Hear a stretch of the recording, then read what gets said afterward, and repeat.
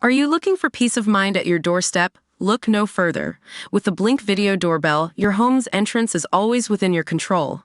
Check out the link in the video description to learn more and get your Blink Video Doorbell on Amazon. Your home is in your hands. The graphic content and jerky camera work are reminiscent of chaotic footage beamed back from a war zone. In the brief yet numerous clips, however, there is nothing remotely heroic about these close-quarters exchanges where fighting is dominated by flashes of terrifying brutality. In one, a hapless victim cowers as furious blows rain down on their head amid the sickening noise of contact between fist and skull. In another, the target screams as they are slapped and kicked and their hair is violently pulled. It is hard not to flinch when confronted with such uncompromisingly violent content. But if these shocking videos depict a war, then it is being fought out in the streets and parks near our schools and homes.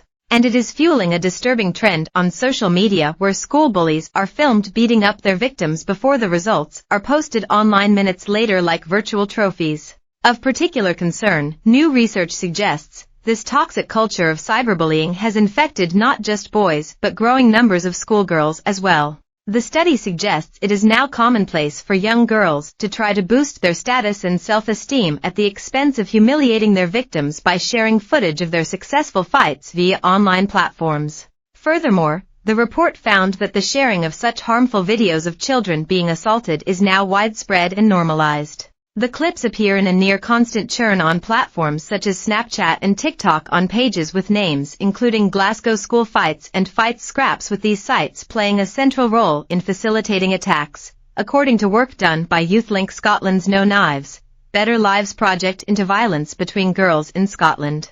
Some fights happen spontaneously on the way to or from school, while others are arranged in advance on dedicated accounts open only to participants. Challenges laid down to settle a grudge or some perceived slight. The videos are often removed as soon as they go up, before reappearing on another site. For the victim, still reeling from the kicks and punches, there is the fresh pain of knowing all your classmates, and children from other schools, can watch and re-watch your humiliation. Such devastating attacks can do more than bruise egos.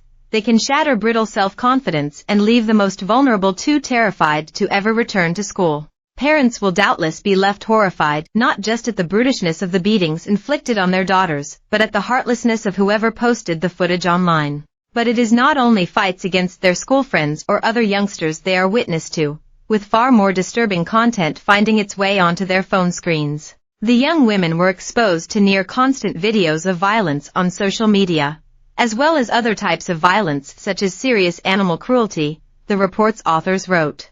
The focus groups highlighted the normality of fights being filmed and then being widely, and quickly, distributed either through sharing within school and communities or on public platforms. For the young women, violent content was easy to find via search functions or through accounts dedicated to local school violence.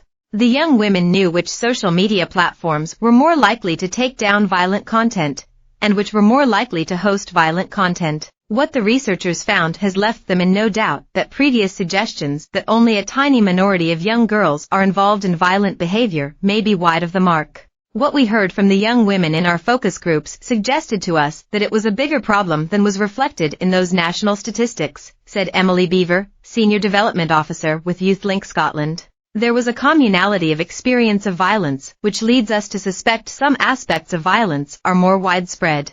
Exposure to violence on social media, for example, isn't covered by that national research. I think that is much more common than perhaps people would appreciate. The troubling snapshot contained in the report, entitled "The Lassies Are No Furt," has reignited the debate over whether the use of smartphones, near ubiquitous among teenagers, should be restricted or even banned outright on school campuses. It also raises the unpalatable prospect that international social media GI